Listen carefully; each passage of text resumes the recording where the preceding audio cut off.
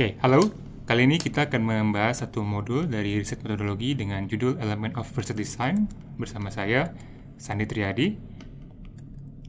Learning outcomes dari modul kali ini adalah mahasiswa diharapkan mampu untuk menjelaskan konsep dari riset metodologi, dan yang kedua adalah mahasiswa mampu mengidentifikasi tahapan dari sebuah penelitian, dari sebuah riset. Jadi apa yang disebut dengan element of research design? Sampai pada modul ini sudah diketahui bahwa kita sudah belajar beberapa banyak hal. Sudah tahu bagaimana cara mendevelop sebuah problem statement, kemudian bagaimana mendevelop sebuah proposal riset, kemudian bagaimana menjalankan sebuah critical review dari sebuah literatur, dan kemudian bagaimana mengembangkan sebuah latar belakang konseptual dan juga sebuah theoretical framework. Tahapan selanjutnya adalah bagaimana kita mendesain sebuah riset design, yang caranya adalah untuk menjalankan sebuah proses desain pada tahap berikutnya. Dari figur ini, dari gambar ini, kita dapat ketahui bahwa sebuah proses dari sebuah penelitian memiliki beberapa tahapan yang perlu dilakukan. Yang pertama adalah mengenai detail of study. Penelitian harus tahu bagaimana tujuan dari penelitian tersebut, kemudian apa extent of research interference, kemudian studi settingnya seperti apa, kemudian strategi apa yang akan digunakan. Selanjutnya kita juga akan membahas bagaimana unit analisis dari sebuah studi dan juga time horizon yang digunakan pada sebuah penelitian. Jadi pada dasarnya adalah sebuah riset design adalah sebuah blueprint atau sebuah gambaran umum tentang bagaimana melakukan pengumpulan, pengukuran, dan juga analisis dari sebuah data berdasarkan sebuah riset question dari sebuah penelitian tersebut. Yang pertama akan dibahas adalah mengenai purpose of study. Pada dasarnya ada 3 dari purpose of study yang kita akan pelajari. Yang pertama adalah exploratory, kemudian descriptive, kemudian dan causal.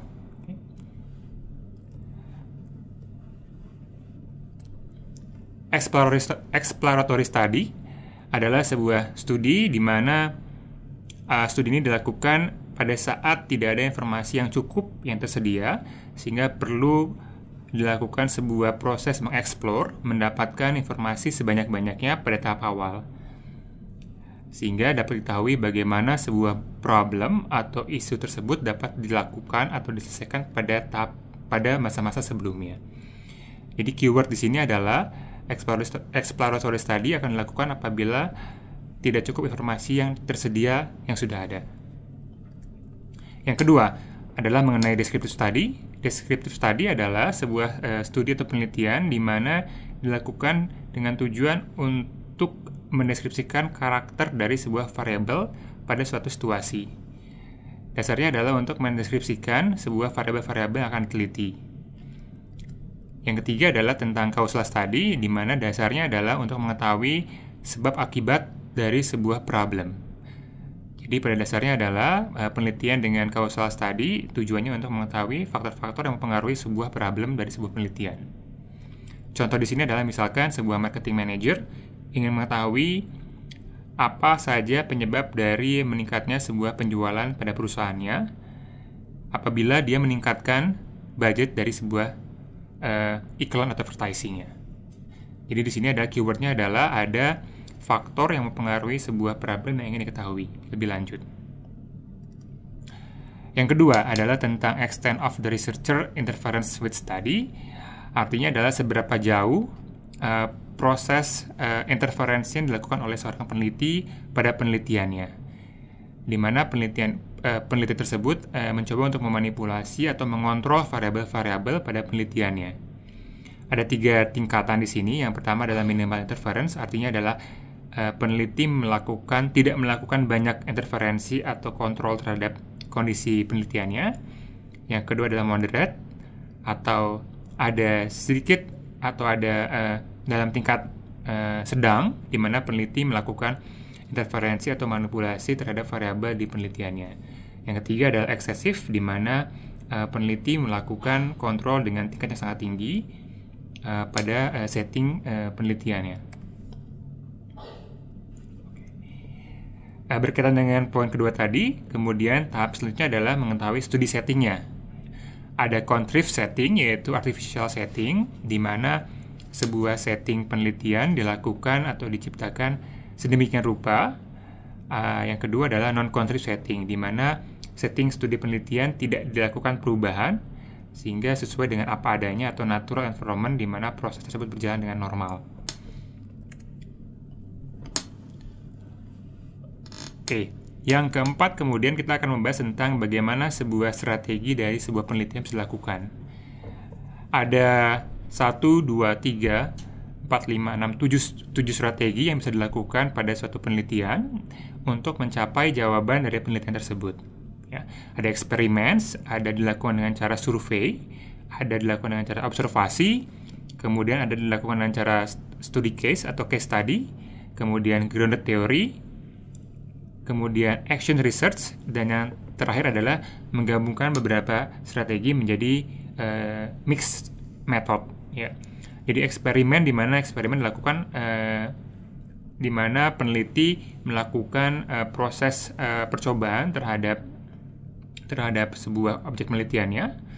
Survei adalah yang sering dilakukan oleh banyak peneliti, terutama pada saat pembuatan skripsi, di mana dilakukan survei dengan cara menyebarkan kuesioner. Yang ketiga adalah observasi, di mana melakukan proses observasi terhadap suatu setting atau suatu objek penelitian. Kemudian ada case study, di mana diamati satu objek penelitian, kemudian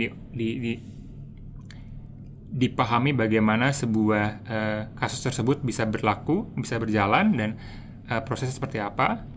Ground theory adalah lebih ke arah bagaimana menciptakan sebuah teori dari dasar, sehingga nanti tercipta suatu ilmu baru.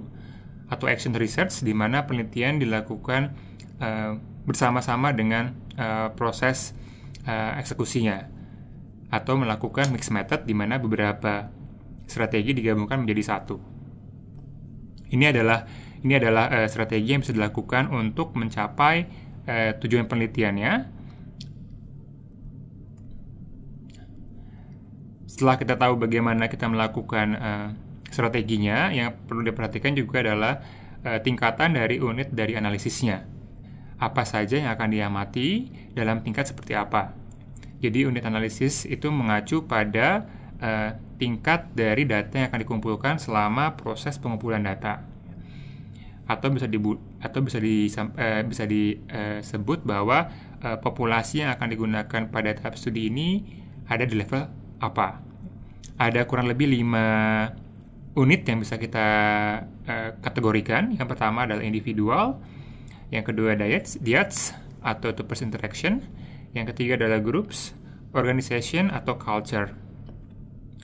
Jadi kelima unit analisis ini adalah hal yang perlu diperhatikan untuk mencari tahu data-data yang kita akan kumpulkan adalah mengacu pada siapa. Apakah individual, apakah level diets atau two-person interaction, atau mungkin level groups, yaitu kumpulan dari beberapa individuals, atau level organization, atau level culture. Sebagai contoh, apabila kita mengamati perilaku pekerja pada suatu perusahaan, berarti populasinya adalah pada level individual. Namun kebalikannya, apabila misalkan kita melakukan penelitian dengan melakukan observasi terhadap beberapa UKM di suatu daerah, berarti level penelitiannya adalah pada level organisasi. Kelima tipe ini harus ditentukan di awal untuk memastikan pada siapa data akan dikumpulkan.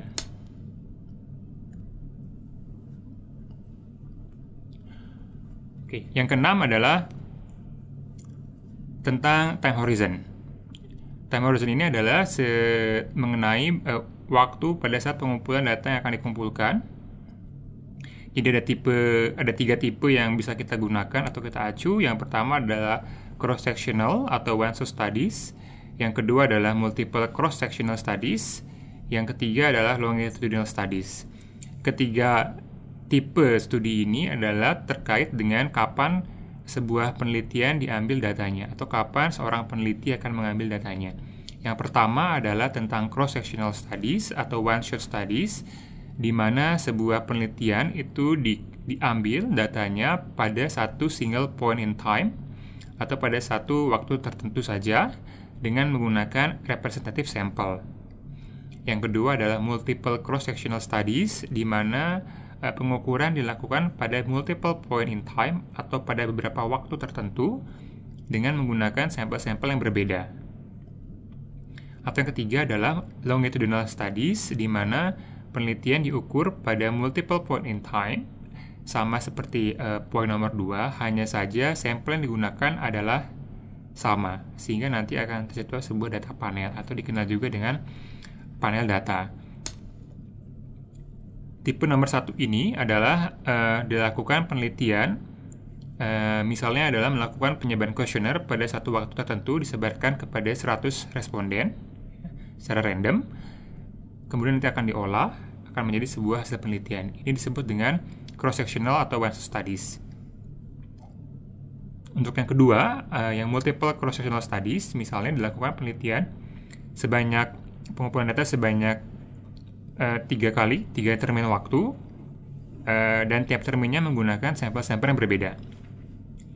Sehingga nantinya akan menggunakan time horizon yang sifatnya multiple cross-sectional studies. Yang terakhir ini adalah apabila dilakukan penelitian dengan waktu pengukuran adalah lebih dari 1, misalkan selama 5 tahun terakhir, 2012 hingga 2017, mengukur kinerja keuangan dari 10 perusahaan. Ya. Jadi selama 5 tahun ke belakang, kita akan ambil data dari 10 perusahaan yang sama, diukur setiap perusahaan selama 5 tahun, selama multiple time, dengan menggunakan sampel yang sama, yaitu 10 perusahaan tadi. Sehingga akan tercipta sebuah data panel. Ini disebut dengan penelitian yang menggunakan time horizon bersifat longitudinal studies.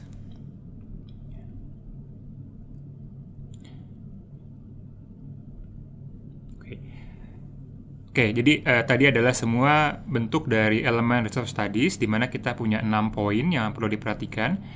Yang pertama adalah purpose of studies, yang kedua adalah level of interference, yang ketiga kemudian adalah studi settingnya, yang keempat adalah strategi dari sebuah penelitian yang akan dilakukan, yang kelima adalah kita harus tahu bagaimana atau siapa tingkat dari unit analisisnya, yang keenam atau yang terakhir adalah mengenai time horizon dari pengumpulan datanya.